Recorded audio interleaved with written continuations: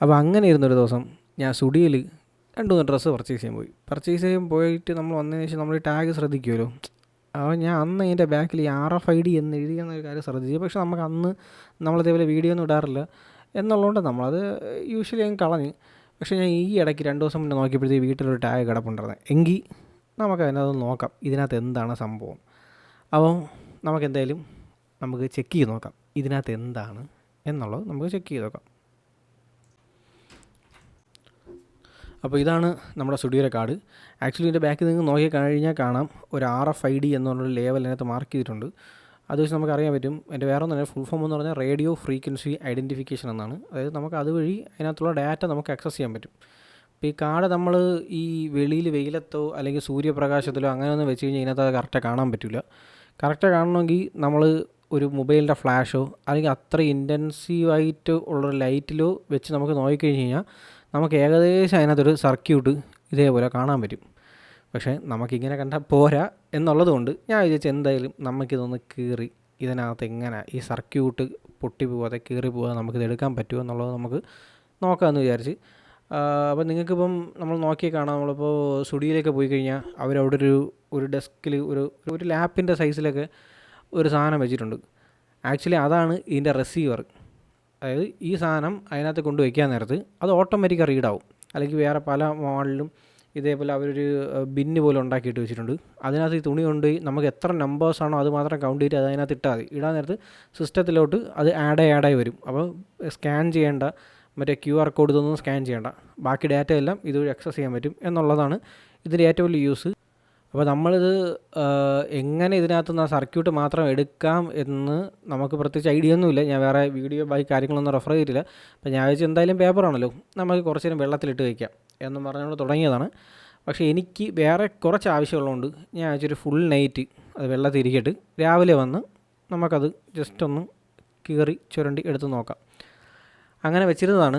പക്ഷേ നിർഭാഗ്യവശാൽ ഇതിൻ്റെ ഇടയ്ക്ക് എൻ്റെ മകൻ എപ്പോഴോ കയറി അവൻ ഇത് മൊത്തവും വലിച്ച് കീറിയിട്ട് ഞാൻ രാവിലെ വന്ന് കണ്ടപ്പോഴത്തേക്ക് ഞാൻ വിചാരിച്ചു ഇതിനി ഉപയോഗമില്ല, വേറെ ടാഗും ഇല്ല, ലാസ്റ്റ് ഉണ്ടായിരുന്നൊരു ടാഗാണ്, ഇനി പർച്ചേസ് ചെയ്താലേ പറ്റുള്ളൂ.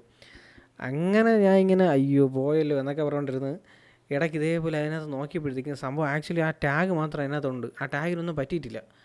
അങ്ങനെ ഞാൻ അതെടുത്ത് നോക്കിയപ്പോഴെനിക്ക് മനസ്സിലായത് ആക്ച്വലി ആ ടാഗ് പേപ്പറിൽ ഫിക്സ് ചെയ്ത് വെച്ചിട്ടില്ല. അതൊരു പ്ലാസ്റ്റിക് ടേപ്പാണ്. ആ ടേപ്പിൽ അത് പ്രിൻ്റ് ചെയ്ത് സീൽ ചെയ്ത് വെച്ചേക്കാണ്. അതായത് വെള്ളം നനഞ്ഞാൽ പോലും അത് കുഴപ്പമില്ല. എനിക്കൊന്ന് കീറിയാൽ മാത്രമേ ഡാമേജ് ആവുകയുള്ളൂ, അല്ലെങ്കിൽ പേപ്പർ ഡയറക്റ്റ് കീറുമ്പോൾ മാത്രം നമുക്ക് കറക്റ്റായി കിട്ടൂല എന്നാണ് തോന്നുന്നത്. എന്തായാലും നമ്മൾ ഇതേപോലെ ഒരു വെള്ളത്തിൽ ഇട്ട് ഒരു 2-3 മണിക്കൂറോ അല്ലെങ്കിൽ നിങ്ങൾ സമയത്ത് ഒരു രാത്രിയോ വെച്ചതിന് ശേഷം രാവിലെ എടുത്തു കഴിഞ്ഞാൽ അടിപൊളിയായി അത് കീറി ഇതുപോലെ വരും.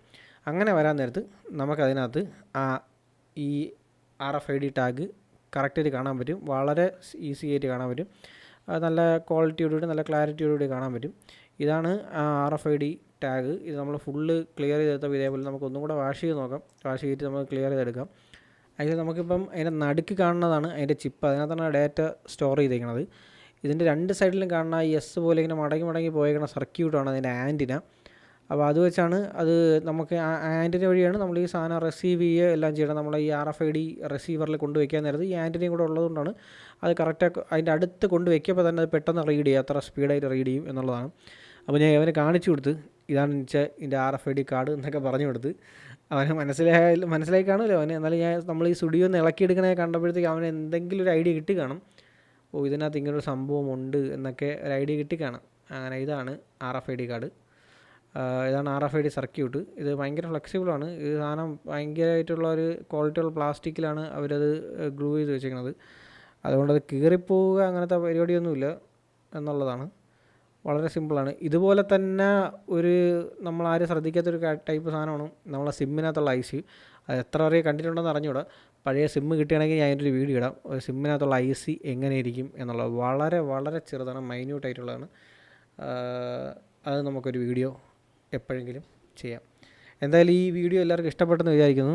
RFID ടാഗിനെ പറ്റി അറിഞ്ഞുകൂടാത്തവർക്ക് നമ്മളെല്ലാവരുടെ കാറിലും അല്ലെങ്കിൽ എല്ലാവരുടെ വണ്ടിയിലുള്ള ഈ ഫാസ്റ്റ് ടാഗ് ഉൾപ്പെടെ RFID കാർഡാണ് RFID സർക്യൂട്ട് അതിനകത്തുള്ള RFID ആണത്. അപ്പോൾ നമ്മളെല്ലാവരും ഡെയിലി യൂസ് ചെയ്യുന്ന സാധനമാണ്, ഡെയിലി കാണുന്ന കാര്യമാണ്. അപ്പോൾ എല്ലാവർക്കും ഈ വീഡിയോ ഇഷ്ടപ്പെട്ടെന്നുണ്ടെങ്കിൽ എന്തെങ്കിലും ഡൗട്ടോ കാര്യങ്ങളോ ഉണ്ടെങ്കിൽ അപ്പോൾ എല്ലാവർക്കും ഈ വീഡിയോ ഇഷ്ടപ്പെട്ടെന്ന് വിചാരിക്കുന്നു. എന്തെങ്കിലും സജഷനോ കാര്യങ്ങളോ ഞാൻ പറഞ്ഞ എന്തെങ്കിലും മിസ്റ്റേക്കോ ഉണ്ടെങ്കിൽ കമൻറ്റ് ചെയ്യണം. നമ്മൾ കമൻറ്റിലൂടെ ഇൻട്രാക്ട് ചെയ്യാം.